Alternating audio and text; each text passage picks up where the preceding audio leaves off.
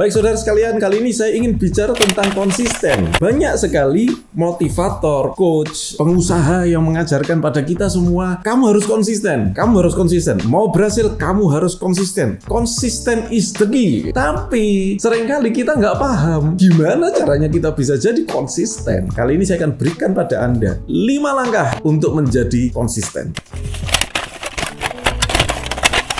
Baik, apa saja 5 langkah untuk menjadi konsisten? Karena kita tahu bahwa konsisten itu adalah kunci untuk mendapatkan keberhasilan. Hal-hal yang besar itu dicapai dengan konsistensi. Semua hal besar. Anda mau mendapatkan 1 miliar, Anda mau mendapat 10 miliar, Anda pengen punya perusahaan besar, Anda pengen dapat dari nol ya, pengen punya mobil yang Anda harapkan, rumah yang Anda harapkan. Hal-hal besar semua dimulai dari konsistensi. Nah, seringkali kita merasa tidak konsisten. Seperti seorang rekan yang berkomentar dan bertanya kepada saya di Facebook ya, halo Mas Arli Kurnia, izin dong share bagaimana caranya konsisten versi Om. Pengen belajar soal konsisten Om, soalnya suka ada problem sama hal ini. Makasih Om. Semua orang itu mengalami masalah yang sama, termasuk saya. Konsistensi itu menjadi problem bagi saya juga, karena kita bukan robot, kita manusia. Kadang-kadang kita naik, kita turun emosinya, kadang-kadang kita merasa semangat mengerjakan sesuatu, kadang-kadang kita lelah mengerjakan sesuatu, bosen. Kita manusia. Tapi kenapa ada orang yang bisa konsisten sehingga dia mencapai hal-hal besar dia, sedangkan kita kenapa nggak bisa gitu. Nah, makanya kita harus belajar. Baik, apa saja sih sebetulnya langkah-langkah untuk menjadi konsisten? Di sini ada 5 langkah ya. Jadi yang pertama, untuk jadi konsisten, kita justru jangan semangat. Ini banyak sekali ditanyakan, Om gimana caranya supaya semangat? Mas Arli gimana caranya supaya saya tetap semangat? Oke, sekarang jangan semangat. Do something itu biasa-biasa saja. Kadang-kadang kita memiliki perasaan yang flat ya, tidak terlalu semangat ya, tidak terlalu menggebu-gebu di awal. Itu justru membantu kita untuk menjadi konsisten dan mencapai sesuatu. Saya mengamati banyak orang itu yang justru semangat, justru dia itu di awal itu menggebu-gebu, paling heboh, tapi di tengah jalan dia yang paling cepat untuk putus semangatnya, yang paling cepat untuk menyerah di awal. Itu justru orang-orang yang semangat di awal. Jadi ketika saya memulai sesuatu, bisnis misalnya, atau saya tahu pasti satu ketika ada kendala, satu ketika pasti ada kesulitan dan seterusnya. Jadi saya tidak mau terlalu semangat di awal. Terus gimana Mas kalau nggak terlalu semangat di awal? Ya biasa saja. Kita punya satu goal, oke. Apabila kita udah agak semangat gitu, manfaatkan saja semangat itu untuk action saja. Setelah itu kalau Anda nggak semangat, tetap jalankan. Jadi kalau kita mau mengerjakan sesuatu, misalnya gini nih, ketika Anda mau bekerja, kan nggak mungkin ya bos Anda itu memaklumi apabila Anda sedang tidak semangat terus Anda nggak berangkat kerja. Semangat nggak semangat, Anda harus kerja. Seorang yang jualan atau ojek online misalnya, semangat nggak semangat, dia harus tetap starter motornya kerja, jalan. Kalau enggak, gimana anak istrinya? So, sesuatu itu sebetulnya semangat nggak semangat kita memang tetap harus jalankan gitu. Sebenarnya semangat yang diperlukan nggak sih? Ya, sometimes itu diperlukan ya untuk menghibur diri kita, tetapi seringkali tidak terlalu diperlukan gitu. Jadi jangan mencari semangat di awal. Nggak perlu mencari semangat maksud saya gitu. Kalau Anda tiba-tiba semangat ya anggap saja sebagai anugerah bagi Anda, tapi tidak perlu dicari. Semangat itu nggak perlu dicari. Toh nanti kalau udah berhasil Anda akan merasa semangat sendiri gitu. Jadi kalau orang tanya, Mas gimana caranya supaya semangat berbisnis? Nggak usah semangat. Cari untung secepatnya, nanti dapat untung pasti Anda akan muncul perasaan semangat itu. Tapi ingat, jangan berlebihan. Kalau perlu nggak usah semangat aja, biasa aja, nggak perlu terlalu semangat. Tips yang nomor 2, langkah yang kedua adalah buat goal atau tujuan yang kuat dan emosional. Seringkali kita tidak mengerjakan sesuatu karena memang kita nggak punya goal. Anda bayangkan kalau satu hari kita nggak punya goal, kita nggak punya tujuan di hari ini, Anda akan malas-malasan aja gitu. Ya sudah di kamar saja atau di rumah atau dimanapun ya, nggak ada tujuan yang ngapain. Orang nggak punya tujuan meskipun dia sedang berada di dalam mobil, dia pegang setir mobil. Kalau dia nggak punya tujuan, dia tidak akan kemana-mana. Jadi tujuan itu penting sekali sebelum kita mulai melangkah. Anda mau berangkat kerja, Anda sudah punya tujuan, Anda mau ke kantor. Anda mau jualan, Anda sudah punya tujuan, Anda mau ngapain. Anda mau ke Jakarta, mau ke Surabaya, mau ke Bali, mau ke Makassar, Anda sudah punya tujuan, Anda mau kemana. Nah, semakin kuat tujuan itu, semakin emosional tujuan itu, semakin penting tujuannya, maka semakin mendorong kita untuk melangkah. Penting sekali kita untuk punya tujuan. Nah, kemudian yang nomor 3, jika Anda punya tujuan yang besar, maka pecahlah tujuan tersebut menjadi tujuan kecil-kecil yang menuju ke tujuan besar Anda.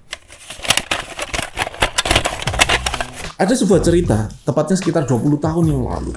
Ada seorang entertain itu penghibur, jadi artis ya. Ada seorang artis di Perancis pada masanya, yaitu bernama Michel Lotito.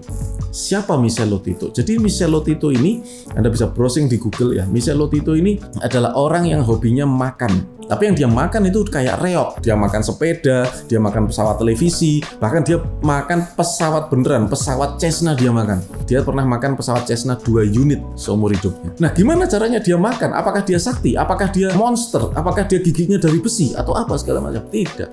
Michel Lotito orang biasa seperti saya dan Anda. Tapi gimana caranya dia bisa makan benda-benda itu? Caranya sederhana. Dia pecah, dia potong menjadi kecil-kecil. Jadi dia bilang cut it into the smallest pieces. Potong sampai bagian yang terkecil-kecil. Jadi kalau ada sepeda, kemudian dia geraji, dia lepas dulu spare part-nya, bannya, karetnya dia pisah semuanya, terus kemudian karetnya dia gunting kecil-kecil sekali. Kemudian dia campur ke dalam roti dan dia makan. Jadi sarapan, jadi makan siang, jadi makan malam, dicampur sama makanan yang biasa dia makan sehari-hari. Dia campur, besinya dia kikir, dicampur dimakan, dikikir lagi, campur dimakan, dikikir lagi, dimakan, dikikir lagi, dimakan. Jadi dia lakukan itu terus. Dan dia bercerita pada saat dia menghabiskan 1 unit pesawat Cessna, dia menghabiskan 2 tahun. Jadi dalam 2 tahun baru habis 1 pesawat. Ngapain dia lakukan itu? Ya untuk menghibur. Pekerjaan dia itu. Dari pelajaran ini, kita bisa mengambil sebuah hikmah bahwa sesuatu yang besar kalau dipotong menjadi kecil-kecil, menjadi hal yang bisa kita lakukan setiap hari, maka kita akan bisa mencapai tujuan tersebut. Misalnya saya dari Solo ke Jakarta, itu saya melewati beberapa kota. Maka tujuan saya adalah dari kota satu, kota lainnya, kota lainnya, kota lainnya, kota lainnya, sampai Jakarta. Perjalanan sejauh apapun, itu bisa dilakukan. Kalau kita punya tujuan kecil, seperti itu. Dan semakin panjang perjalanan Anda, maka Anda harus memiliki tujuan kecil-kecil itu semakin banyak juga. Jadi potong tujuan besar Anda menjadi tujuan kecil-kecil. Potong tujuan tahunan Anda menjadi tujuan bulanan, goal-goal bulanan, kemudian dipecah lagi menjadi target harian. Berarti hari ini saya harus ngapain? Kalau Anda pengen dapat keuntungan 1 miliar dalam setahun, maka 1 miliar, kita bilang lah 2 miliar lah, biar genep lah, baginya biar gampang. 1,2 miliar dalam 1 tahun ke depan, berarti dalam sebulan Anda harus dapatnya berapa? 100 juta keuntungan. Kalau 100 juta keuntungan berarti per harinya kurang lebih kita harus mendapatkan 3 juta keuntungan. Kalau 3 juta keuntungan per produk Anda bisa untung berapa? Kalau satu produk Anda bisa untung 100.000, maka kalau sehari Anda jual 30 produk, Anda bisa untung 3 juta dan dalam setahun tercapailah 1,2 miliar keuntungan Anda. Itu artinya adalah 3 juta sehari atau 30 produk per hari gitu. Saya mampunya jual cuma 3 mas gitu. Oke, berarti Anda bisa pakai tim penjualan ya, 1 orang targetnya misalnya 3 sama seperti Anda, dan kalau Anda punya 10 tim penjualan maka 1 orang jual 3 sehari, 10 orang kali 10 orang maka Anda bisa mendapatkan keuntungan segitu. Tinggal Anda bagi-bagi aja keuntungan dengan tim Anda. Nah, jadi itu begitu cara saya untuk memecah tujuan-tujuan besar. Dengan cara seperti itu, kalau kita potong-potong, maka berapapun tujuan Anda, apapun tujuan Anda, itu bisa dipecah menjadi tujuan yang kecil-kecil sehingga kita bisa lebih mudah lagi untuk menjalankannya. Jadi itu tadi adalah yang ketiga, cut it into the smallest pieces, potong menjadi tujuan yang kecil-kecil. Kemudian nomor 4, buatlah rencana yang logis.